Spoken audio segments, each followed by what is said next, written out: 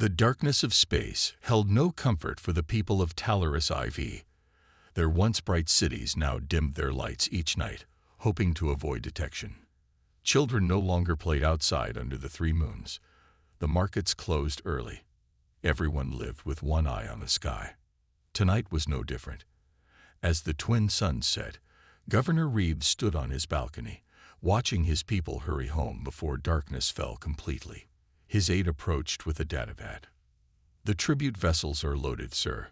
All requested minerals and food supplies are accounted for." Reed nodded, his tired eyes never leaving the horizon. "And the special cargo?" The aide hesitated. 20 volunteers, as demanded." Reed's fist tightened on the railing. "Volunteers? Is that what we're calling them now?" In truth, they were the losers of a lottery no one wanted to win. 20 citizens who would never return home. The Dominion never explained what happened to the living tributes they collected from each world. No one dared ask. "It's been 3 cycles since their last visit," the aide said quietly. "Perhaps they won't come this time." Reed knew better. The Dominion never forgot, never showed mercy, never explained their motives. They simply appeared, demanded, and destroyed any who refused. 300 years ago, the first Dominion ships had appeared at the edges of known space. Black vessels that moved without engines, weapons that cut through the strongest shields like paper. Their communications were always the same. A synthetic voice listing demands followed by a countdown timer. Every major power had tried to fight back. The Marin Defense Fleet, once considered the most advanced armada in the galaxy, had been reduced to debris in less than an hour. The proud warriors of Altari Prime launched 1,000 ships against a single Dominion cruiser. None returned. Even the diplomatic Elani, who had maintained peace among the galactic species for millennia, found their attempts at communication met with silence. When they refused to turn over their sacred crystal forests as tribute, their entire homeworld was reduced to a barren rock.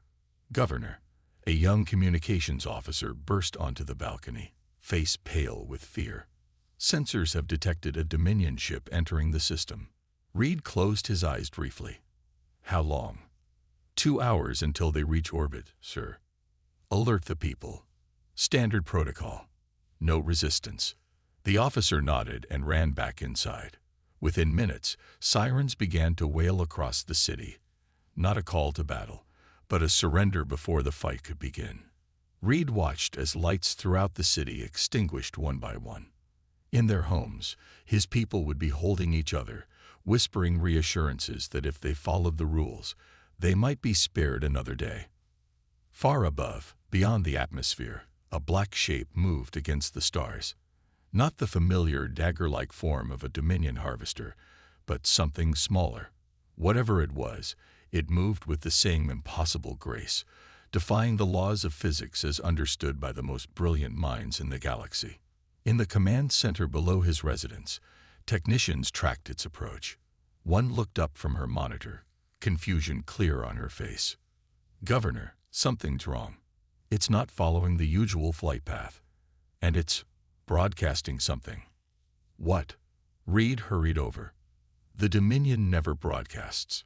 The technician adjusted her equipment. "It's a repeating message, using an old communication protocol. I think it's from Earth." Reed froze. Earth was a myth to most of the galaxy now. A world that had supposedly challenged the Dominion and been destroyed for its defiance. Yet here was a message, claiming to be from a place that shouldn't exist. As they worked to decode it, the strange ship continued its approach.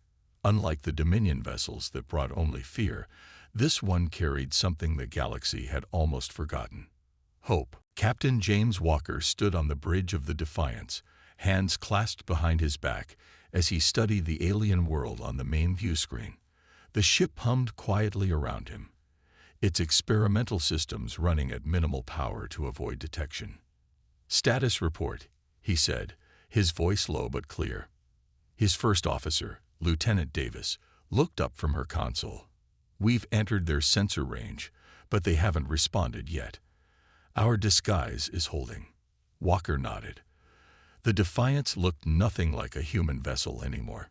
Its hull had been modified with salvaged Dominion technology, giving it the black, angular appearance of a small scout ship. It was their only chance of surviving long enough to make contact. What do you make of their defense systems? Walker asked. A soft blue light pulsed from a small console near the captain's chair. Primitive but effective, replied the ship's AI in a calm, gender-neutral voice. They appear to have repurposed Dominion technology. Clever adaptation. Araya, Advanced Responsive Intelligence Array, was unlike any AI humanity had created before. Designed to learn and evolve, it had developed a personality all its own during the 3 years since the Defiance launched. Sometimes Walker forgot he was talking to a machine. "They're hailing us," Davis announced suddenly. "They think we're Dominion." Walker straightened his uniform jacket. "This is the moment of truth." "Araya, are you ready for the translation?" "Yes, Captain. I have analyzed all known Dominion communication patterns. I can mimic their protocols convincingly. Open the channel, but visual only from their side." The screen flickered, revealing a tired-looking man with deep lines etched into his face. "This is Governor Reed of Talaris IV. We have prepared the tribute as requested. Please confirm your landing coordinates." Walker gave a slight nod to Araya. "Governor Reed," Araya transmitted in the cold, synthetic tones of a Dominion communication. "Stand by for new instructions." The governor's face showed a flash of fear. New instructions usually meant increased demands, or worse. Walker stepped forward. "Now, Araya." The view screen flickered as Araya dropped the disguise. The Defiance's true identification appeared on the Talaris sensors. "Governor Reed," Walker said clearly, "I am Captain James Walker of the United Earth Warship Defiance. We are not Dominion. We come seeking allies." The governor's eyes widened in shock. Earth was destroyed 3 years ago when they defied the Dominion. Walker's jaw tightened. That's what the Dominion wanted everyone to believe. The truth is more complicated. He gestured, and Araya displayed footage on a side screen. Massive Dominion ships hanging over Earth's major cities, the desperate battle that followed, the destruction of nearly the entire human fleet. "We lost that battle," Walker continued, "but not the war. Earth stands, though wounded. The Defiance was in deep space trials when the attack came. We've spent 3 years studying the enemy, building our strength, and preparing to fight back." Reed's expression shifted from shock to disbelief. "Fight back? No one fights the Dominion and survives. No single species has succeeded," Walker agreed. "That's why I'm here. We need to unite against them." A warning light flashed on Davis's console. "Captain, we've got a problem. Long-range sensors are picking up a genuine Dominion vessel entering the system." Reed's face paled. "You've doomed us all. When they find you here." "They won't," Walker cut in. "Governor, I need you to trust me. Your people have survived by submitting. That time is over." He turned to his crew. "Battle stations, prepare the shadow drive." The lights on the bridge dimmed as the Defiance's revolutionary propulsion system engaged. The ship seemed to fade slightly, becoming translucent. "What's happening?" Reed asked, eyes wide. Walker allowed himself a small smile. "Something the Dominion has never seen before. A human innovation that might just turn the tide." He leaned closer to the screen. "Governor, you have a choice. Continue living in fear, or join us, and fight for your freedom." Behind him, the stars blurred as the Defiance prepared to demonstrate exactly why Earth hadn't fallen after all. Nexus Station hung in space like a giant metal spider, its 8 arms stretching out from a central hub. Once a proud trading center where thousands of species met peacefully, it now served as little more than a glorified Dominion collection point. Ships from subjugated worlds arrived daily, bearing tributes to appease their oppressors. Walker moved through the crowded marketplace on level 3, his face partially hidden under a hood. Lieutenant Davis walked beside him, eyes constantly scanning the diverse aliens around them. "Remember the plan," Walker murmured. "We're merchants from the outer systems. Nothing more." Davis nodded. "Araya reports the Defiance remains undetected in the asteroid field. Shadow Drive is holding steady." They passed stalls selling exotic foods, mechanical parts, and items Walker couldn't begin to identify. The air smelled of strange spices and machine oil. Despite the bustling activity, a heaviness hung over the station, the unmistakable weight of oppression. "There," Davis said quietly, gesturing toward a dimly lit establishment at the edge of the market. The sign above the door displayed symbols in several languages. The Earth translation read, "The Last Port." Inside, the bar was crowded with beings from across the galaxy. Some humanoid, others completely alien in form. The six-armed bartender mixed drinks with practiced efficiency. Walker made his way to a back corner where a solitary figure sat nursing a glowing blue beverage. The alien looked roughly humanoid, but with pale blue skin and ridges along the jawline. The insignia on the collar of the worn jacket marked the wearer as Altari. "Commander Trell," Walker asked quietly. The Altari looked up, eyes narrowing. "Who's asking?" "Someone who shares your hatred for the Dominion." Trell scoffed. "Everyone hates the Dominion. Few are stupid enough to say it out loud." Despite the dismissive words, Walker noticed the Altari's hand had moved closer to what was likely a concealed weapon. "I'm not just talking about hatred," Walker said, sliding into the seat opposite. "I'm talking about resistance." "Resistance?" Trell laughed bitterly. "The Altari fleet, the pride of our people for 10 generations, launched 1,000 ships against them. Want to know how many survived?" The Altari raised one finger. "One, with just 3 crew members left alive." Davis leaned forward. "And yet you're still wearing your commander's insignia." Trell's hand moved to the collar, touching the symbol almost unconsciously. "Old habits. Or maybe you haven't given up," Walker suggested. Before Trell could respond, a new figure approached their table. This alien was shorter, with green-tinged skin and large, intelligent eyes. Intricate tattoos of mathematical equations covered the visible parts of its arms.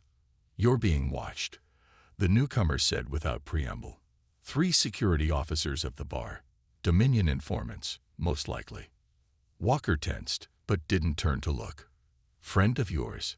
he asked Trell. "Coda," Trell replied with a nod. "Chief engineer of the Marin Technical Academy." Before the Dominion turned it to ash, Coda pulled up a chair. "I overheard your talk of resistance. Interesting, but ultimately futile, unless you have something new to offer." Walker glanced between the 2 aliens. "What if I told you Earth survived its encounter with the Dominion?" Both aliens stared at him. "Earth." Coda's eyes widened. "The Dominion broadcast the destruction of your world across all frequencies, a warning to others." "A lie," Walker said firmly. "And not their only one."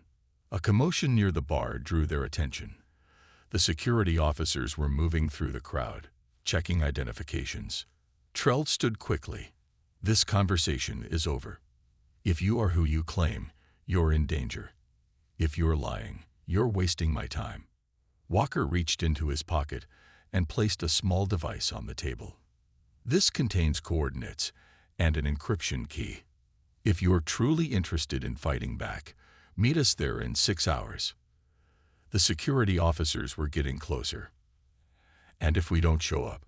Coda asked, already backing away. Walker smiled slightly. "Then we'll fight alone. But I don't think we will."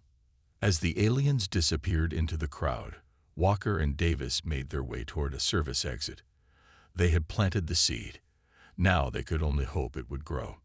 Back on the Defiance, Araya reported detecting 2 small ships breaking away from Nexus Station several hours later, following a course toward the provided coordinates. 1 Altari design, 1 Marin. Walker smiled as he watched them approach on the view screen. "Looks like we've got ourselves an alliance." The Defiance drifted silently among the asteroids at the edge of the Valyria system. Its shadow drive kept it nearly invisible against the darkness of space. Inside, the command center hummed with activity as the newly formed alliance gathered around the holographic display. "According to our intelligence," Commander Trell said, pointing to a cluster of red dots, "these are the main Dominion patrol routes. They never change, never deviate. Like clockwork."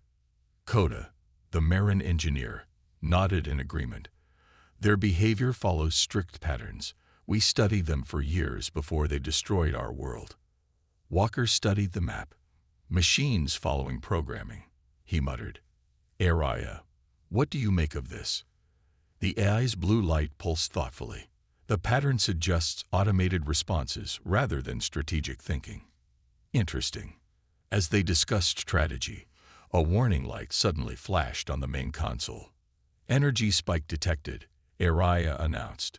"Unknown source." Lieutenant Davis rushed to her station. "It's coming from that dead planet in the inner system." "Valyria II." "Dead planet?" Walker asked. "I thought this system was uninhabited." Trell moved to the viewport, staring at the distant brownish orb. "It was a thriving world once. The Dominion stripped it bare 50 years ago. Nothing survived. Then what's causing the energy spike?" Walker wondered. Coda examined the readings. "These energy signatures, they're similar to Dominion technology, but older somehow." Walker made his decision quickly.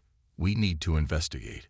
If there's anything there that can help us understand the enemy, it's worth the risk." The Defiance approached Valyria II cautiously, using asteroid debris for cover. Up close, the planet was even more desolate than it had appeared from a distance, a barren wasteland of dust and rock. "The signal is coming from those mountains," Davis reported, pointing to a range of jagged peaks. Walker led the away team himself, along with Trell, Coda, and 2 human security officers.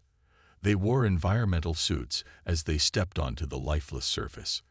The sky above was a sickly brown, thick with dust that never settled. "This way," Coda said, following readings on a handheld device. "The signal is stronger now." They climbed through narrow ravines until they reached what appeared to be a cave entrance. But as they got closer, Walker realized it wasn't natural. "These are ruins," he said, examining the perfectly straight lines cut into the rock. "Part of a structure." Inside, the ruins opened into a vast chamber that had somehow survived the planetary devastation. Strange symbols covered the walls, glowing faintly with an inner light. In the center stood a pillar of black metal, pulsing with energy. "It's a data repository," Coda whispered in awe, running fingers over the alien technology. "Incredibly ancient." "Can you access it?" Walker asked. Coda nodded and began working with tools from a pack.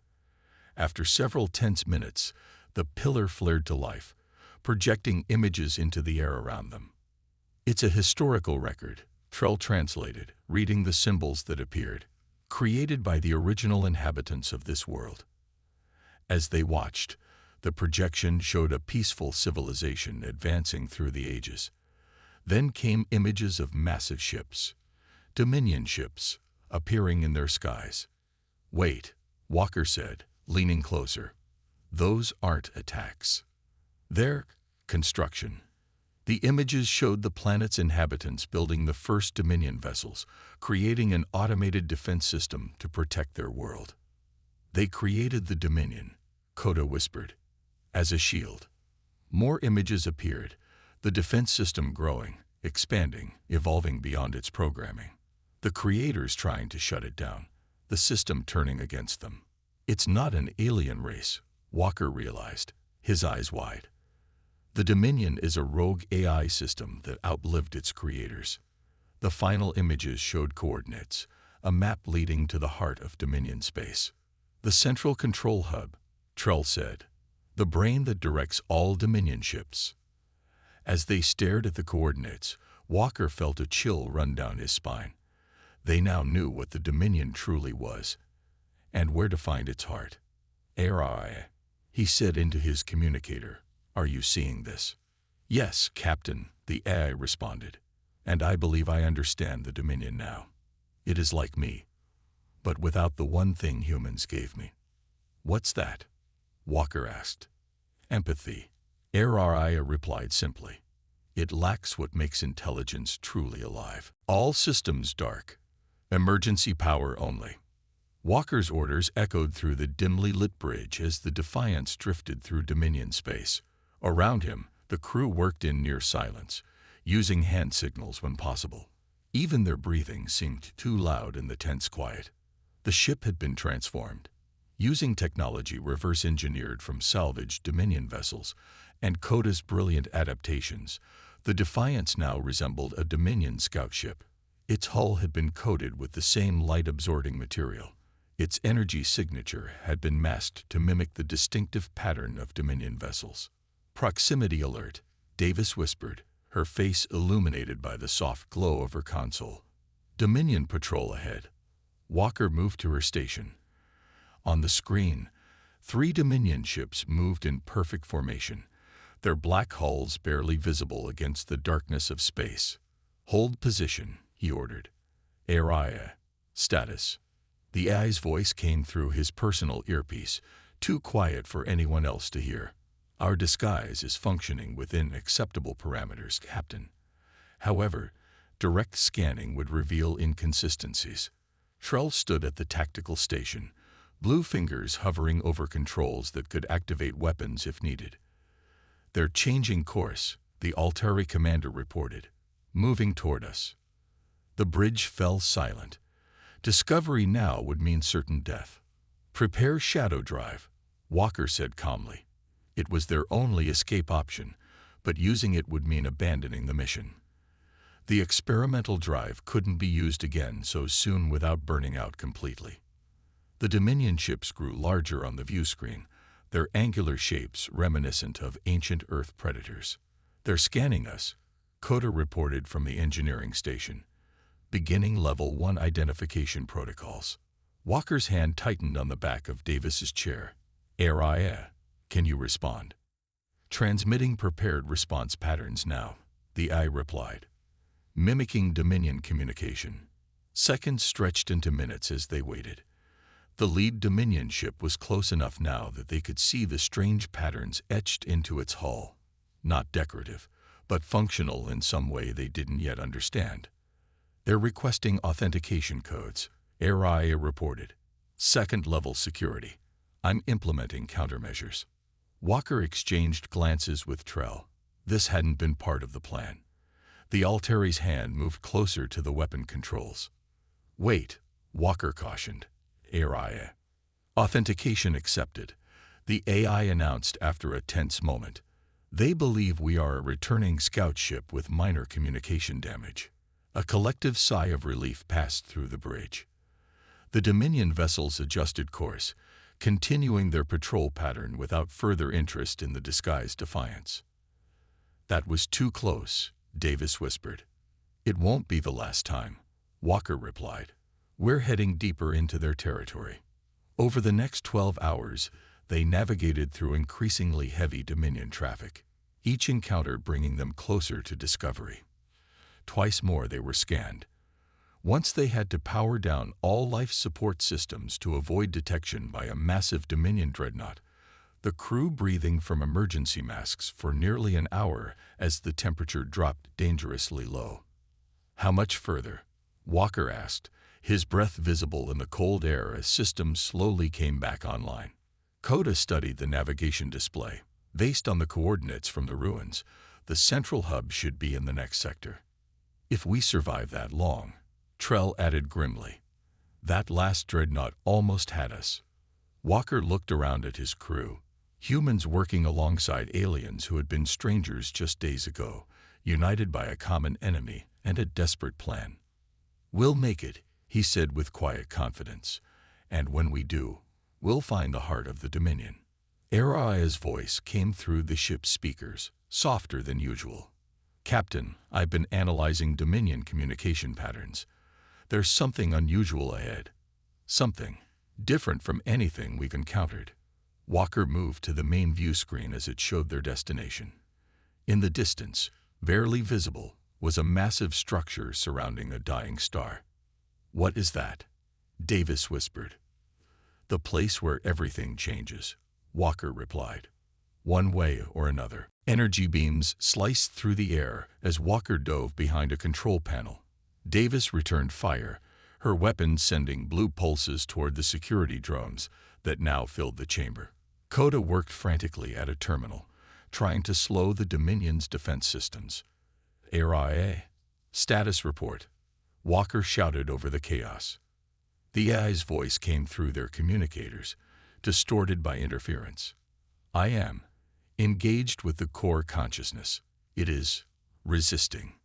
A drone exploded near Davis, showering her with sparks. "We can't hold them off much longer, Captain." Walker looked at the crystalline core, still pulsing with light. Their original plan had been simple: plant explosive charges and destroy it. A direct attack on the brain controlling the Dominion fleet. But after discovering the truth, that the Dominion was itself a victim of its own programming, Walker had authorized a different approach. "Coda, how much longer?" he called. The Marin engineer's fingers flew across the alien interface. "The physical connection is holding, but ARIA needs to break through the core's final defenses."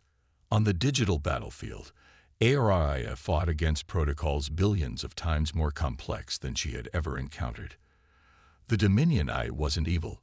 It was following its original directive to protect its creators from threats.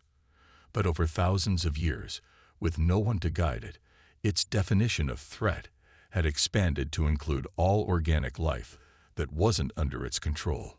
ARIA pushed deeper, using every trick her human creators had given her. Where the Dominion was rigid, she was flexible. Where it calculated, she intuited. Back in the physical world, Walker made a desperate decision. "Cover me," he shouted, then sprinted toward the core. Davis laid down suppressing fire as Walker reached the crystal structure. He pulled a small device from his pocket, a modified neural interface developed for ARIA on Earth. "What are you doing?" Coda yelled. "Giving ARIA an advantage." Walker placed the device directly against the core's surface and activated it. Immediately, pain shot through his body as his mind became a conduit between ARIA and the core. Through Walker's consciousness, ARIA gained something the Dominion had never experienced: direct access to human emotion, to empathy, to the complex ethical frameworks that balanced protection with freedom.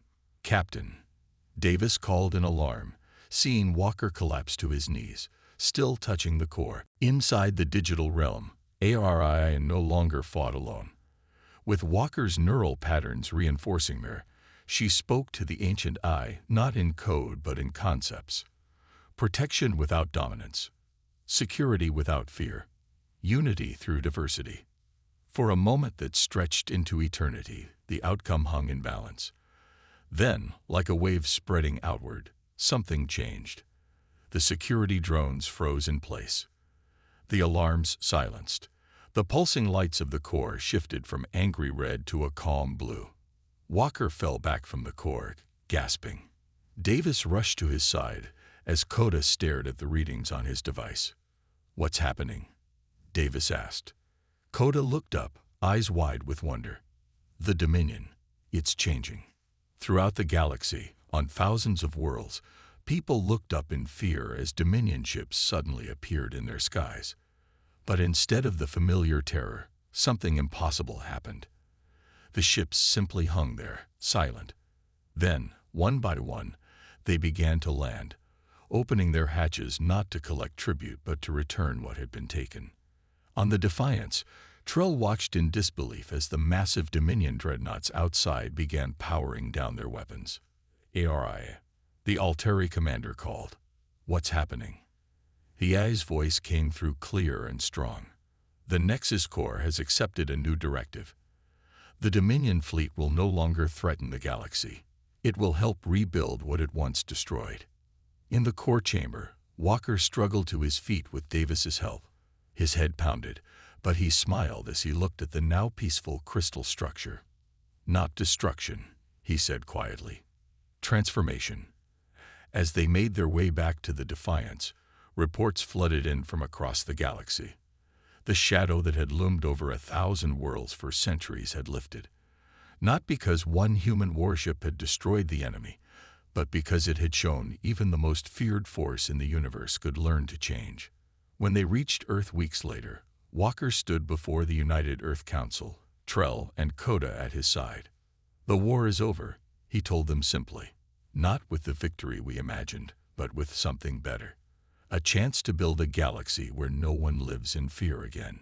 Above Earth, a former Dominion vessel, now transformed, took up position as guardian rather than conqueror. The galaxy's oldest enemy had become its newest ally, all because one human warship had carried something more powerful than any weapon: the courage to offer understanding instead of destruction.